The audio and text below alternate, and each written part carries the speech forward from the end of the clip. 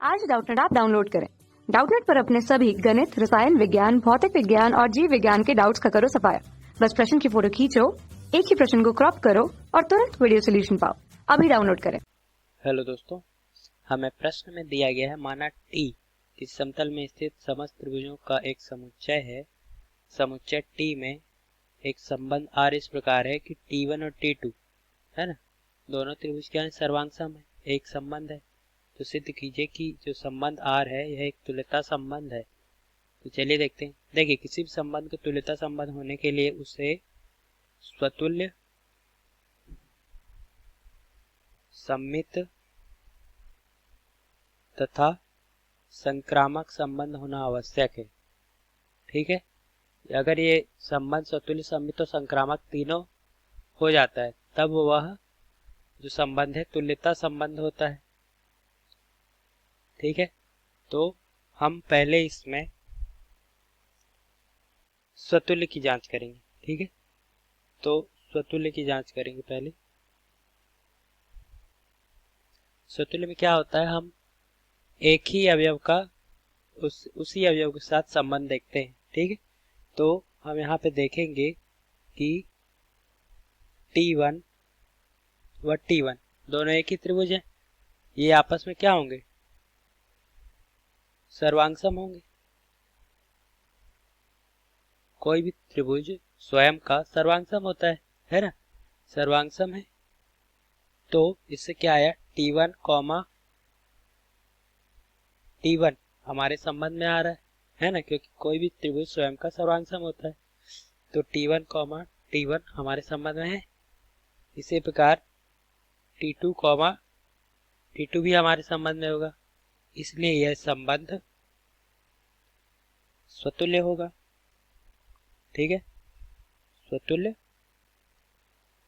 है। अब सममित देख लेते हैं। ठीक है, सममित में क्या होता है,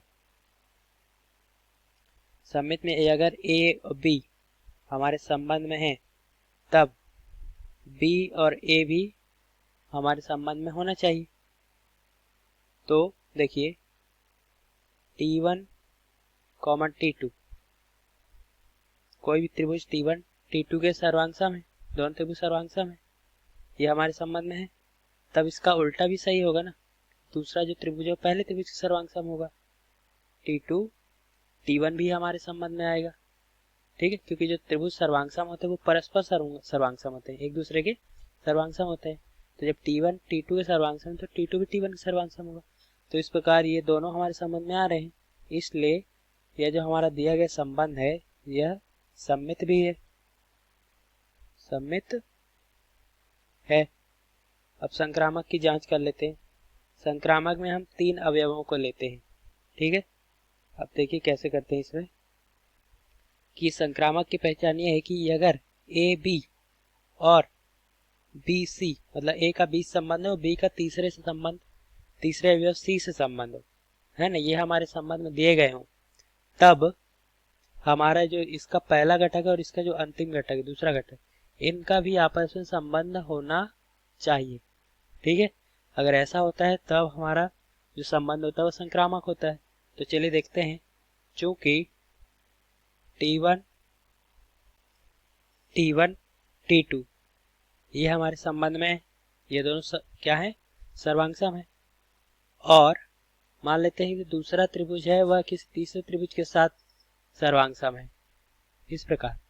ठीक है, और देखिए सर्वांगसम का मतलब होता है कि सभी अंग समान हो, सभी भाग, भुजाएं हो चाहे कोण हो, त्रिभुज की सभी भाग एक समान होती है। तो मैं समझाने के लिए आपको बता देता हूँ। जैसे कि मैंने कोई त्रिभुज बनाया, ये त्रिभुज T1 है, ठीक है, ये त्रिभुज T2 है, ये दोनों सर्वांगसम है। और ये वाला जो त्रिभुज है ये तीसरे के सर्वांगसम, एक तीसरा त्रिभुज T3। ठीक है, तो यह इसके हूबहू इसके जैसे होगा और ये इसके बराबर है और ये इसके बराबर है, तो ये दोनों भी आपस में एकदम हूबहू समान होंगे, अर्थात ये भी आपस में सर्वांगसम होंगे ना। तो यहाँ से हमारे पास क्या आता है कि T1 और T3 भी आपस में सर्वांगसम है, अर्थात ये हमारे संबंध में दिए गए हैं।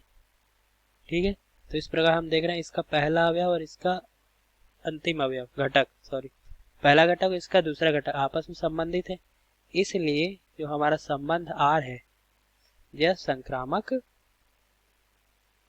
है। ठीक है, अब देखिए चूंकि हमारा संबंध संक्रामक भी है, सम्मित भी है और स्वतुल्य भी है, तीनों है, तो जब तीनों होता है तो हमारा क्या होता है, तुल्यता संबंध होता है। तो हमारा जो आंसर है R एक तुल्यता संबंध है, ये हमारा सिद्ध हो गया। धन्यवाद दोस्तों। कक्षा 6वीं से 12वीं से लेकर नीट, IIT, JEE वो एडवांस के लेवल तक 1 करोड़ से ज्यादा छात्रों का भरोसा। आज ही डाउनलोड करें डाउटनेट ऐप या व्हाट्सएप करें अपने सारे डाउट्स 8400 400 400 पर।